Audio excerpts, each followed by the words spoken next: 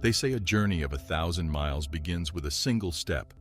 I could have never known that our single step, the beginning of our cross-country road trip, would turn out to be a journey into a realm of horror we were completely unprepared for.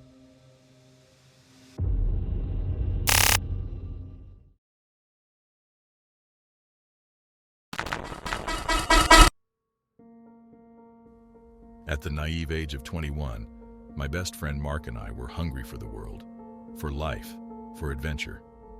Having just donned the cap and gown of graduation, we desired to see America's vastness before we surrendered to the crushing monotony of adulthood. We embarked on this road trip not knowing that we would encounter more than the sublime landscapes and lively cities. We would face an unknown, sinister reality that would haunt us for a lifetime.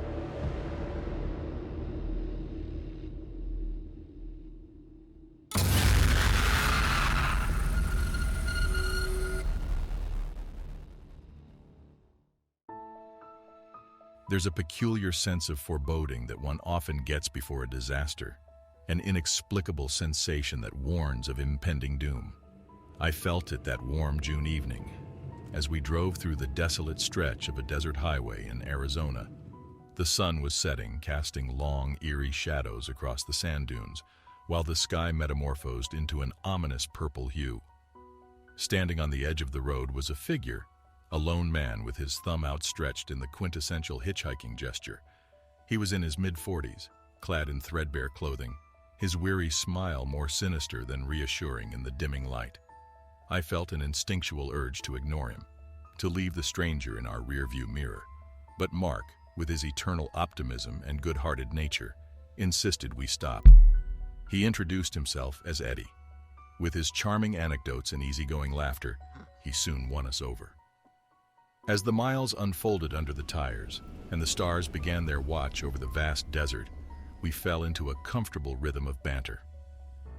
However, moments of unease would sporadically pierce this comfortable facade.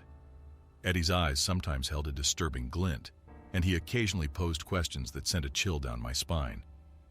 "Do you boys believe in fate?" he'd ask, or "ever ponder how fragile and fleeting life is?" The highway, with its barren surroundings and an abyss of unknown depths on either side, suddenly felt less like an open road and more like a narrow pathway leading to an obscure end. These questions, eerily philosophical yet macabre, stirred unease within us, yet we dismissed it as nothing more than a peculiar man's eccentricity. Shortly after midnight, we pulled into a nearly deserted gas station. Mark went inside to pay and grab some snacks, while I stood outside, under the ghastly white light, filling up the gas tank. Eddie excused himself to use the restroom. As he sauntered away, I noticed him drop something from his pocket.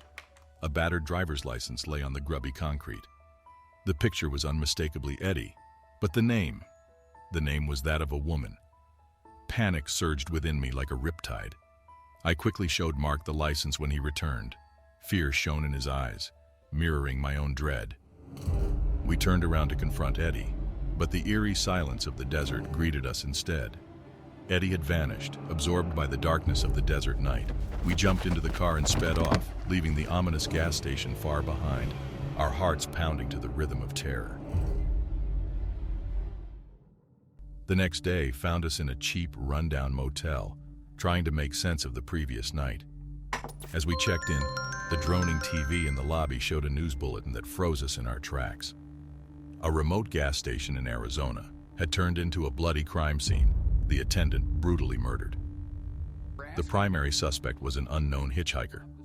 Our minds raced back to the gas station, to Eddie's strange questions, and the driver's license with a woman's name.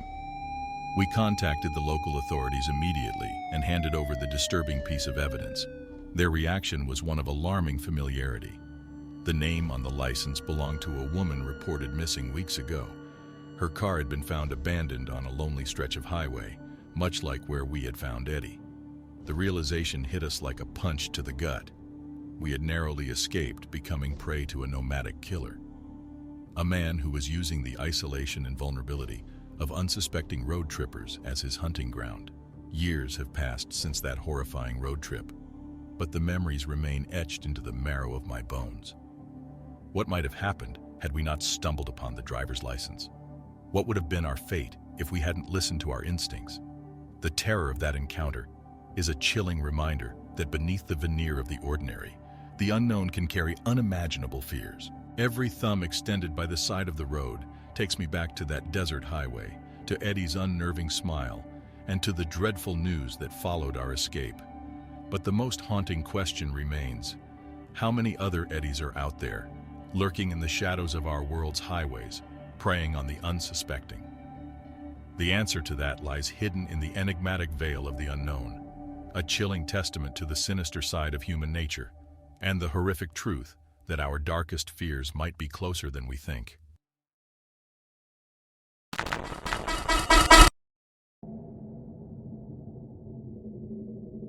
Nothing can prepare you for the moment when the veil of reality tears open, revealing a nightmare that defies logic and shatters your perception of the world as you know it.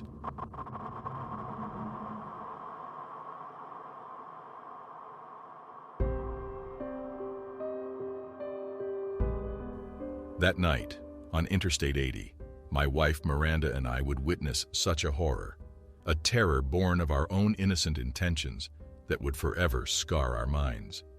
At the time, Miranda and I were enjoying the honeymoon phase of our marriage. To celebrate our first year together, we decided on a romantic road trip across the country, aiming to reach the sparkling shores of California. Little did we know, our journey would take a detour into the realm of the unfathomable. We were cruising along I-80, a highway stretching through the heart of America. The barren landscape of Nebraska was unfolding before us under the setting sun, a stunning canvas of fiery red and orange hues.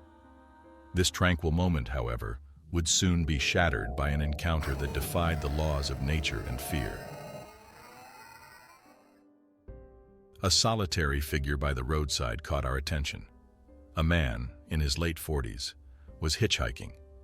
Miranda, with her heart of gold, suggested we offer him a lift. I hesitated for a moment, then succumbed to her compassionate persuasion. The stranger introduced himself as Tom. He had an aura of sadness about him, his eyes reflecting years of hardship. As we drove on, he shared stories of his past, each one painting a picture of a man beaten down by life's cruel twists. Though his tales were grim, they were intriguing, and we listened with sympathetic interest. Night fell, and with it came a strange sense of unease. Tom fell into a silent brooding, his eyes gazing into the darkness outside.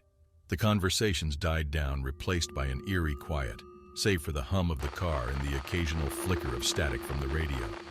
It was around midnight when the radio emitted an unsettlingly chilling noise.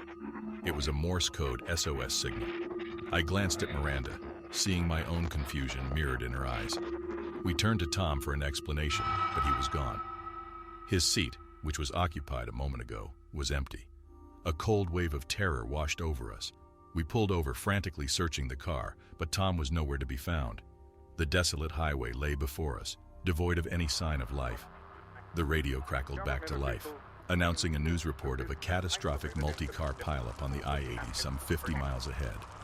Reports mentioned a man who appeared out of nowhere, causing the tragic accident. The description of the man matched Tom. In the deathly silence of the car, Miranda and I tried to comprehend the surreal events. Was Tom a ghost, a harbinger of doom, appearing to unsuspecting travelers to foretell disasters? Or was he a casualty of some temporal anomaly trapped in an endless loop of tragedy? To this day, we don't know who or what Tom was. All we have are questions, an insatiable quest for answers that eludes us. The memory of the unseen hitchhiker of I-80 remains etched in our minds, a chilling reminder of the night we veered off the beaten path and into the realm of the unknown. Now, when I find myself on a long, deserted stretch of highway, I can't help but shiver at the sight of an outstretched thumb in the dying light. I'm drawn back to that fateful night, to the horrifying realization of our brush with the supernatural, the unsolved mystery of the unseen hitchhiker, and the lingering question: what lies hidden in the shadows of the open road?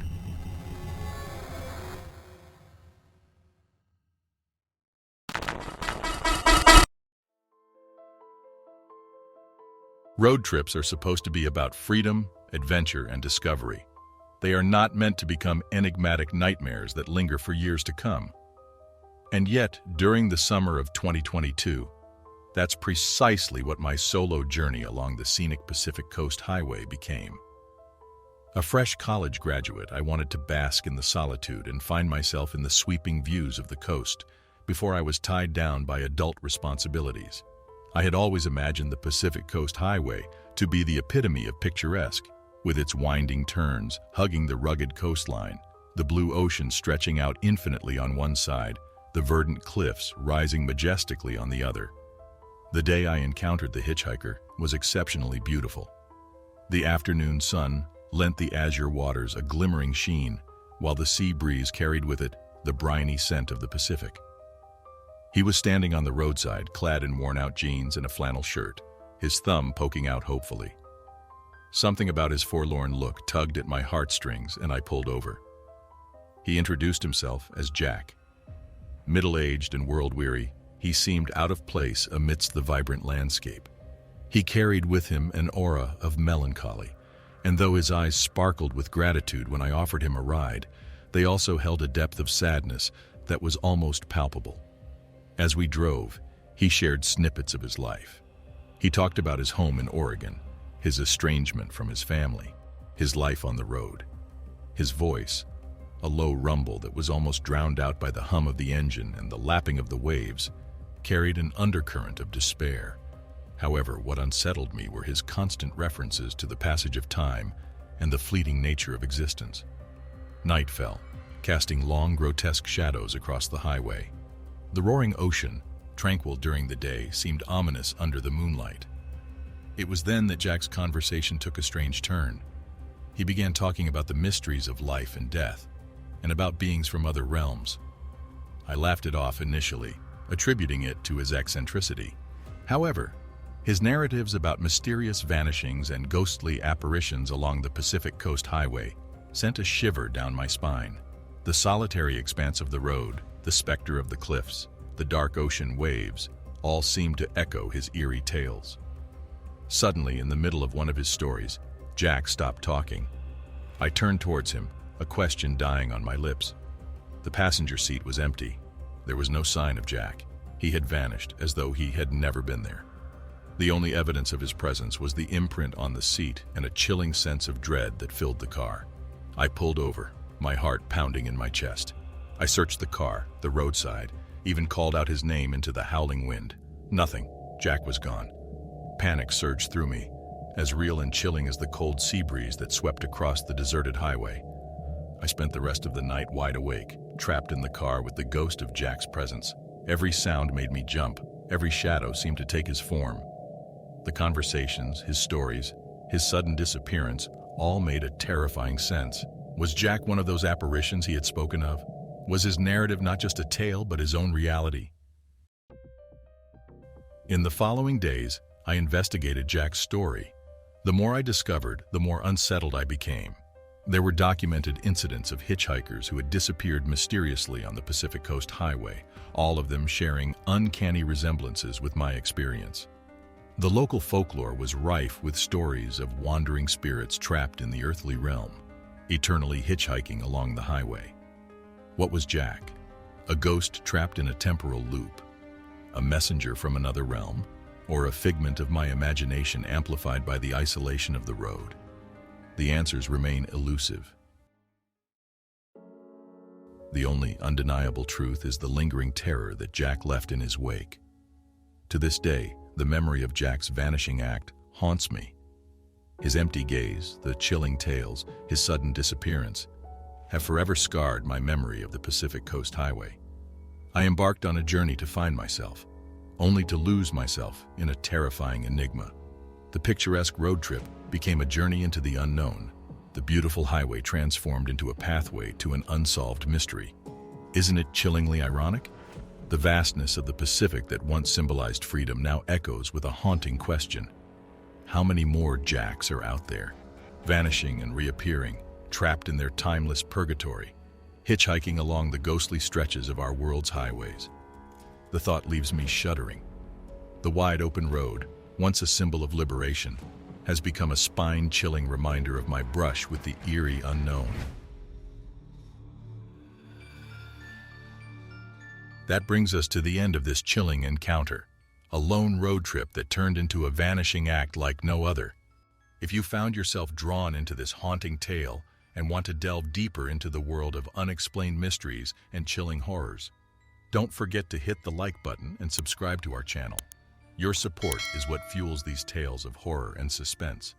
Want to embark on another chilling adventure right away? Click on the video that's on your screen now. Trust me, you won't be disappointed.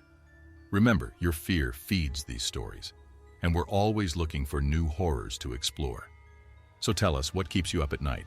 Is it the thought of unseen entities lurking in the shadows? Or unsolved mysteries that defy logical explanation?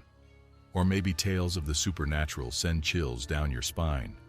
Whatever it is, let us know in the comments section below. Your dread might just be the inspiration for our next tale.